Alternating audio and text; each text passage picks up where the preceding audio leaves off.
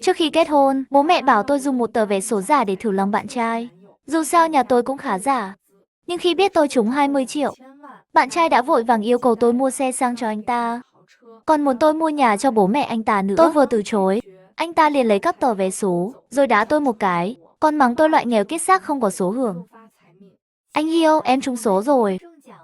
Phương Phương, em nói thật à? Thật sự trúng số. Giọng cô ấy run run. Sau khi nhận được câu trả lời khẳng định, anh ta lập tức reo lên. Em ở đâu? Anh đến ngay bây giờ. Tôi vô thức quay lại nhìn bố mẹ đang ngồi trên sofa. Chỉ một giây không trả lời. Cố Đào lại thúc giục, sao không nói gì? Bố mẹ tôi trên sofa lườm nguyết liên tục. Họ làm vài động tác miệng với tôi. Tôi nhún vai trả lời, em ở nhà.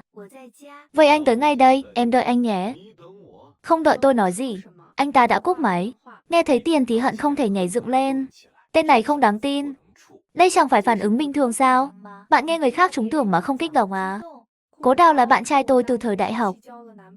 Cũng là mối tình đầu của tôi. Dù gia cảnh anh ấy không tốt, nhưng rất dịu dàng, chu đáo và tích cực. Thường xuyên mang bữa sáng cho tôi, lại giúp tôi sửa bài luận. Chăm sóc tôi từng ly từng tí. Mọi người đều nghĩ anh ấy là bạn trai hoàn hảo. Tôi cũng vậy. Gần đây do công việc của anh ấy không thuận lợi, chúng tôi đã cãi nhau vài lần. Lúc tôi lau nước mắt bị bố tôi bắt gặp. Bố hỏi về quá trình yêu đương của chúng tôi. Sao lúc nào cũng là con tặng quà cho cậu ta? Ít khi cậu ta tặng con. Loại con trai như vậy không được. Hai đứa nên chia tay đi. Nhà cậu ta điều kiện không tốt. Tôi tặng thêm cậu ta chút thì sao? Sao phải vì chuyện này mà chia tay? Chẳng lẽ chỉ có người giàu mới được yêu đương sao? Thấy cha con chúng tôi sắp tranh cãi, mẹ tôi đề nghị cả hai cùng nhượng bộ. Dù sao tài sản nhà chúng tôi sau này cũng là của con.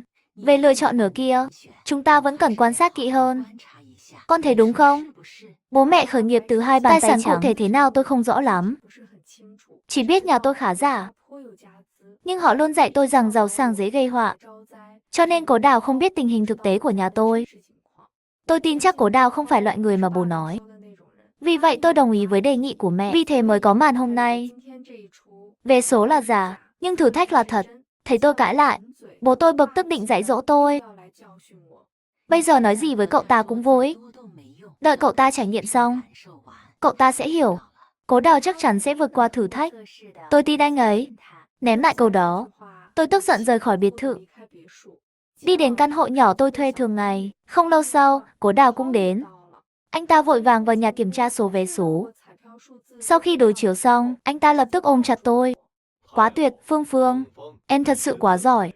Nằm trong vòng tay anh, tôi cảm nhận được sự ấm áp đã lâu không có. Vợ à,